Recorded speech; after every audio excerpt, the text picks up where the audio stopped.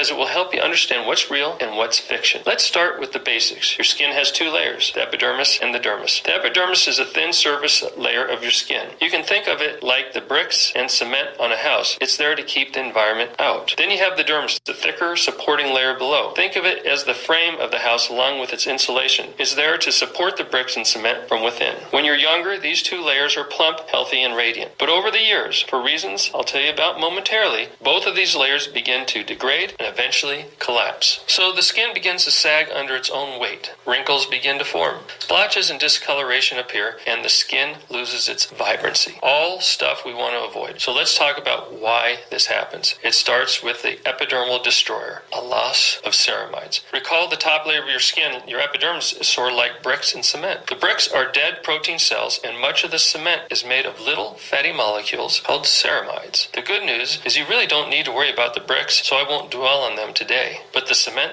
that's where you run into big problems. Imagine that the cement on the brick house began to degrade. These bricks would start to collapse into each other, right? Well, that's exactly what happens when your ceramide levels begin to drop. The ceramide cement holding your skin cells together weakens. When that happens, moisture escapes and the whole structure begins to break down. So the surface of your skin starts to get saggy, dry, and weathered looking. To help you visualize this, I've enlarged the epidermis in this picture so you can see exactly what it looks like when your ceramides begin to degrade. Here's the really unfortunate thing. Our bodies produce fewer ceramides as we age. In fact, much of what I noticed in patients who complain of aging skin, the lack of color and vibrancy, was directly caused by lower ceramide levels. The bottom line is this: when you age and produce fewer ceramides, your skin suffers. Now, it'd be bad enough if that's all we had to worry about, but it's not. And that brings me to the dermal destroyer, oxidative rot. And the good news is, this isn't entirely age-related. The bad news is, it's really nasty. Oxidative rot is what happens when molecules called free radicals attack and degrade your healthy cells.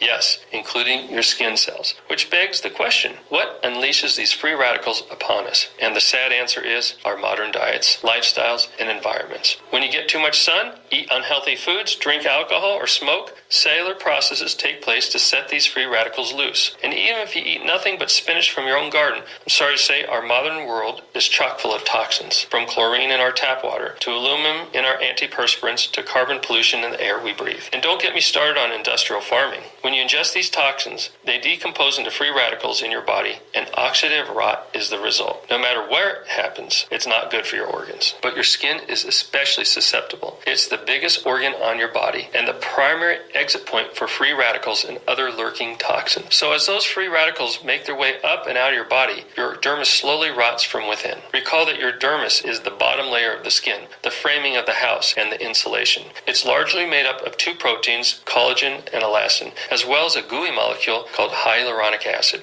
These work together to support the top layer of the skin and to keep everything moist and firm. But look what happens when your body tries to eject the free radicals through your dermis. They attack and degrade your collagen, elastin, and hyaluronic acid. And not to mention your ceramides too, accelerating the dermal collapse and making it even worse. The effects are inevitable. Thin, wrinkled, sagging skin. Dryness as moisture simply escapes through the degraded skin. Dark spots as your pigment shifts and collects like rubble in an earthquake. The look of being aged and weathered. At least that's what you see when you look in the mirror. It'd look even worse if you saw it through a microscope. Together, your dermis and epidermis make up an antimicrobial barrier to the outside world, the first line of defense against infection. But when you face dermal collapse and weakened ceramide cement, it's easier for bacteria-like staph to form colonies in the thin, collapsed skin. When that happens, your immune system gets stressed, your inflammation levels skyrocket, and you feel awful. Now, the good news is we don't have to accept all this sitting down. Well, we'll get to some of the more advanced remedies in a minute. Let's start with the simple tip number 1.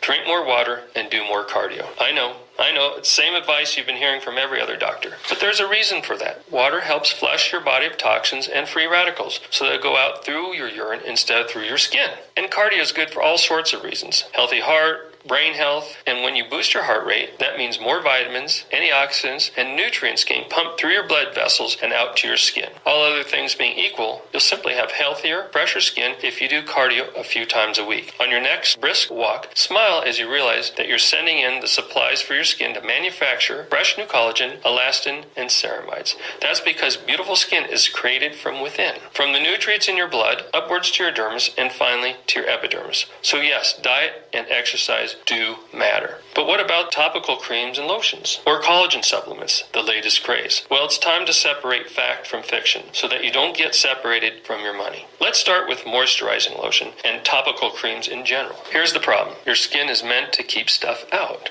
Need proof? Just pour a glass of water on your hand and see how much of it soaks in.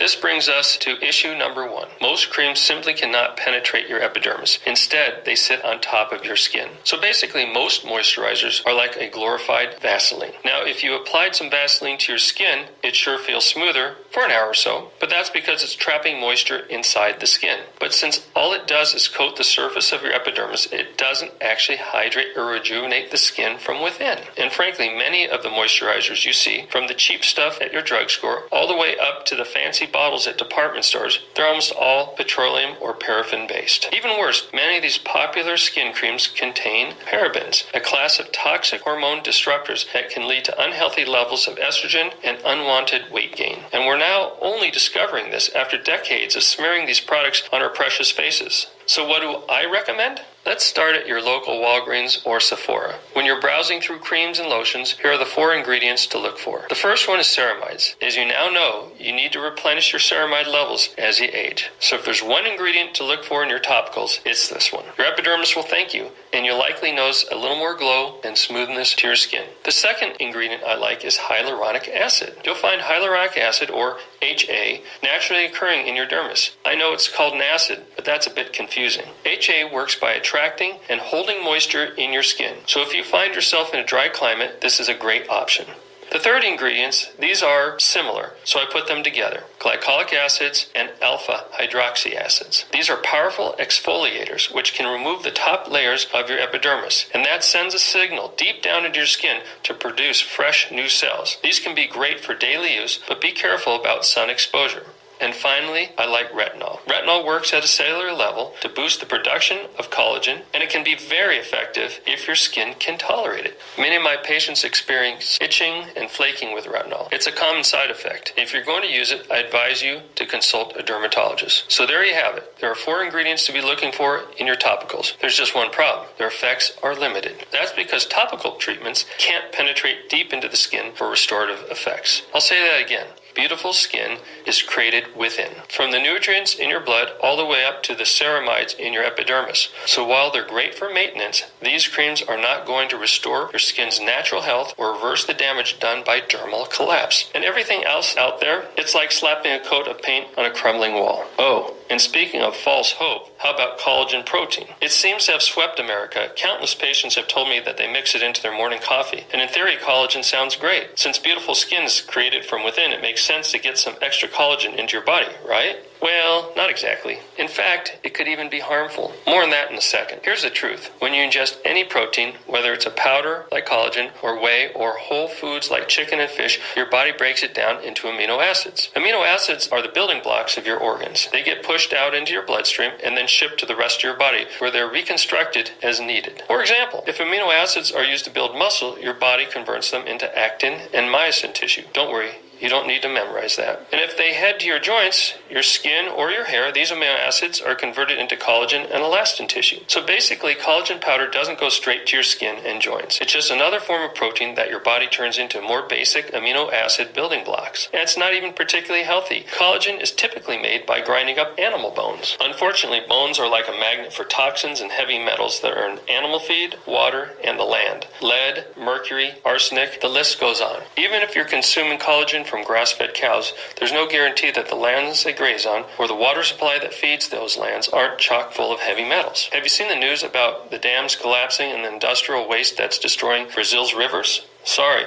but I wouldn't trust any collagen that comes from that country until they clean up their act. So here's what I tell my patients. If you really want to take a collagen protein, try to get one that's sourced from fish or chicken bones. Because these animals are lower on the food chain, their bones are less likely to have high concentrations of heavy metals. But the bottom line is this: your body treats collagen just like any other protein. Frankly, you'd be better off taking an amino acid supplement or high-quality whey, pea, or rice protein. And speaking of rice, let me tell you about the Asian secret for firmer, healthier skin. Perhaps you've noticed that many Asians look younger than their age. For years, scientists were puzzled by this, and I thought it was simply genetics, but we now know otherwise. Rice, long a staple in Asian diets, is now known to contain high levels of ceramides. And remember, ceramides make up the cement that holds your epidermis together. They're the key to preventing dermal collapse and keeping your skin firm, tight, and moist. So when I read this research, it was like a big bright light bulb went off. I knew that if I wanted to inhibit dermal collapse, I would have to start by boosting ceramide levels. Now, as we discussed, creams and lotions simply can't penetrate the skin deep enough. So whatever solution I found had to somehow work from within.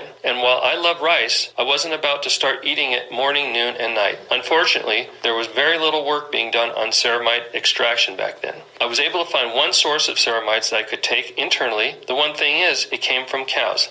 Not ideal. I'm not a vegetarian, but I'd rather not take chemicals that are extracted from animal bones if I can avoid it. You already know how I feel about collagen. Undaunted, I simply wouldn't take "it's not possible to extract ceramides from rice" as an answer, and eventually I made a massive breakthrough. I searched high and low for a company that could extract ceramides from rice, seeing if anyone has managed to pull it off. After nearly a year, I had nothing but strikeouts. By this point, I was practically offering to fund their research myself. But then a colleague who knew about my mission tipped me off to an innovative research lab in France. Not only had ceramides been extracted from rice, but their scientists had made a startling discovery. It was even easier and more cost-effective to extract ceramides from whole grain, non-GMO wheat. And these were pure ceramides, no gluten, fiber, or any other byproducts. It was like learning the Holy Grail does exist, and then I saw the clinical results. Their head chemist was happy to take my call. Finally, he exclaimed, someone who sees the same potential that we do. But there was more than potential. There was proof. In a clinical study run by an independent third party,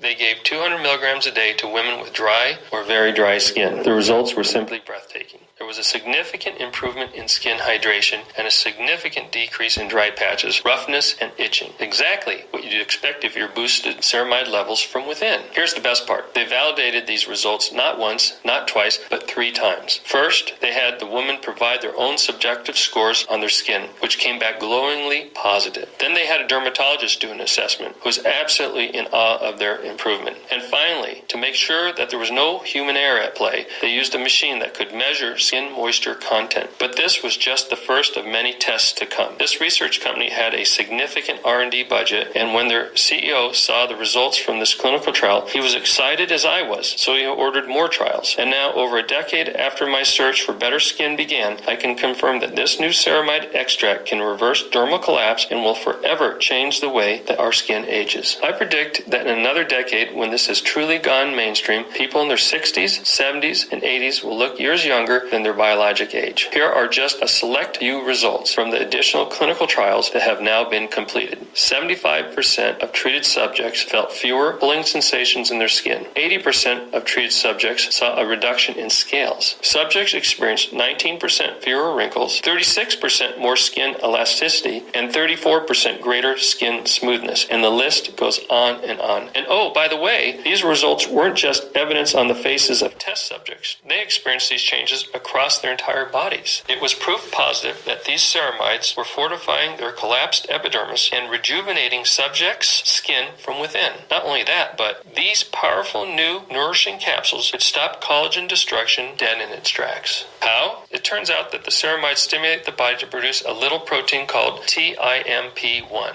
Once again, you don't need to remember that, but the thing to know is that TIMP1 acts like a shield for your collagen, protecting against oxidative rot and other sources of collagen decay. And longer-lasting collagen means healthier, plumper skin. As you can imagine, I couldn't wait to get these ceramides into my hands and into my body. I still remember the excitement of having the special delivery from France show up at my office and ripping into it like a kid on Christmas morning. I began to see the results within 2 weeks, and in 2 short months, it looked like I'd aged in reverse by years. My nurses practically begged me to get some samples, and while my practice is known for using the latest and greatest technology, I take extreme caution to roll these things out carefully. Whether it's a ceramide pill or an injectable, I've got to know that it's 100% safe and side effect free before I can stand behind it. So I reached out to my colleague John, who previously run a multi-billion-dollar health company, and asked him to take a look at all the research. And I'm happy to report that John was extremely impressed with both the results and the safety. Yet over a friendly game of cards one night, he made a suggestion. If you want to nourish the skin from within, why don't you give it all the nourishment it needs? You see, John and I both knew that restoring healthy ceramide levels would only address address one of the causes of dermal collapse. But if we didn't do something about the oxidative rot that attacks the dermis from the bottom up, well, we simply wouldn't be shutting all the doors. That's why we set out to create something that had never been done before. Something so ambitious that we honestly weren't sure it could be done. A 100% natural skin nourishment formula that would reverse years of dermal collapse, erase the appearance of wrinkles and sagging, and restore skin health from within. And to do that, we knew we needed to get serious in the cold, hard research. I don't know if you've ever read a clinical study, but they are very science-dense. John and I were looking for anything that was proven to prevent oxidative rot in the skin.